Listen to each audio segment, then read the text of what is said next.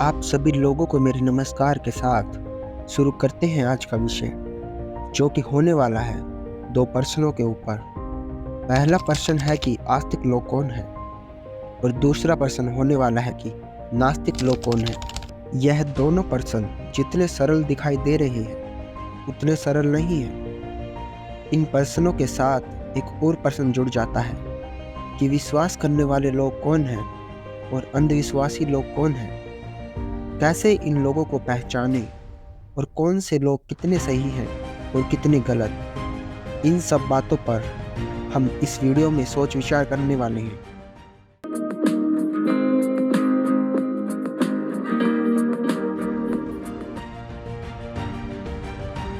आज तक हम लोगों ने सुना था कि आस्तिक वो होते हैं जो भगवान को मानते हैं और नास्तिक वह होते हैं जो भगवान को नहीं मानते। हर समय हम देखते हैं कि इन दोनों सोच के लोगों के बीच एक दूसरे के बीच बहस बनी रहती है। आस्तिक अपनी बात को सच बताते हैं और नास्तिक अपनी बात को, लेकिन इन दोनों में से सच कोई भी नहीं है। दोनों तरफ के ही लोग अंधविश्वासी हैं।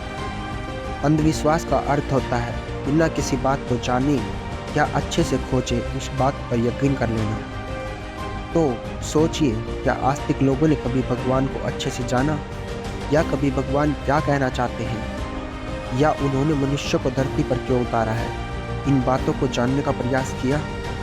जो लोग खुद को आस्तिक बताते हैं असल में वो असली आस्तिक है ही नहीं। उन लोगों को बचपन से ही यह मानने पर मजबूर किया गया है कि भगवान है और तुम कभी भगवान के या हमारे बताए हुए नियमों से बाहर नहीं जा सकते। जिस व्यक्ति ने जन्म से ही यह बात मान ली है कि भगवान है और उन्होंने कभी इससे आगे कुछ सोचने की या जानने का प्रयास ही नहीं किया, वो लोग खुद को आस्तिक कैसे बता सकते हैं? वह सच्चे आस्तिक हो ही नहीं सकते। एक बार दो बच्चे एक बात पर झगड़ रहे थे। झगड़े का कारण था एक बैग जो कि उनके स्कूल में रखा हुआ था। एक बच्चे ने अपने परिवार वालों से, अपने दोस्तों से, अपने दादा दादी से सुना था कि वो बैग किताबों से भरा हुआ है, और दूसरे बच्चे ने उनके दोस्तों से या उनके परिवार से सुना था कि वह बैग बिल्कुल खाली है। वह इस बात पर दोनों यकीन करते थे। दोनों के अलग अलग विचार थे, परंतु दोनों में से किसी बच्चे ने उस बैग को कभी खोल कर नहीं देखा था। वह दोनों बच्चे एक दूसरे से लड़ते रहते थे इसी बात पर। इस कहानी में जिस बच्चे को लगता है कि उस बैग में किताबें हैं वो है आस्तिक। उसी प्रकार जिनको लगता है या मान लिया है कि भगवान है, उन्होंने अपने परिवार वालों की या अपने बाबाओं की बात मान ली है, परंतु खुद कभी बैग को खोल कर नहीं देखा।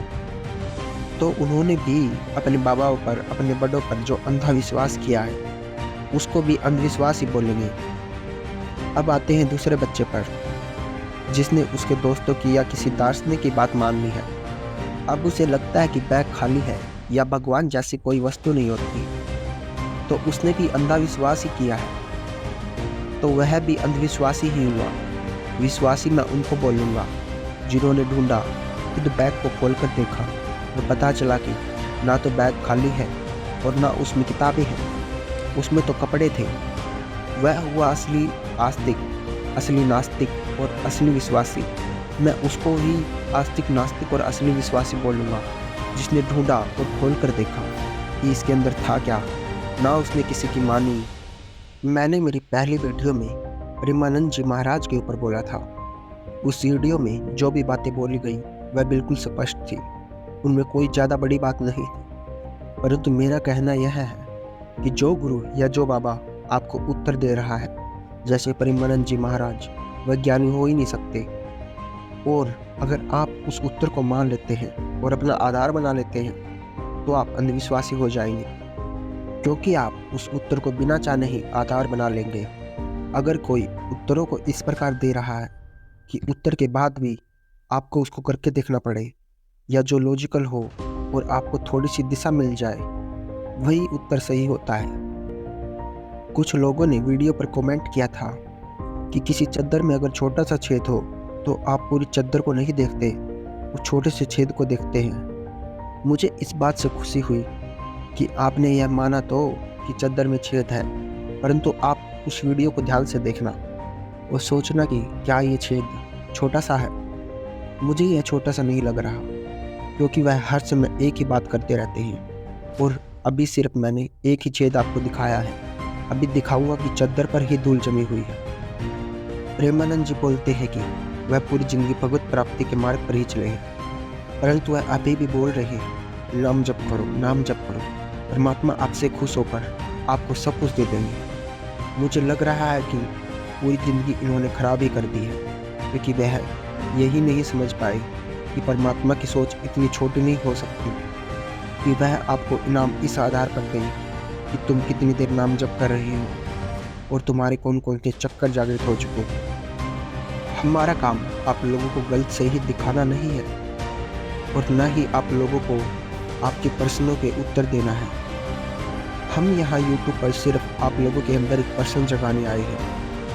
आपके प्रश्नों का उत्तर भी हमारे पास एक प्रश्न ही होगा। अगर आप हमारे प्रश्न को समझ गए तो हमको यकीन है कि उत्तर आप ढूंढ लेंगे। हम सिर्फ आपको दिशा दिखा सकते हैं, क्योंकि सबके जीवन की परीक्षाएं अलग होती हैं। आप यहाँ किसी प्रेमानंद जी महाराज की नकल कर कर जीवित नहीं रह सकते और एक अच्छा जीवन नहीं जी सकते। धन्यवाद। तो आज जिन विषयों पे हमने चर्चा की उन पर आप स्वयं विचार करें और देखें कि क्या सही है और क्या गलत।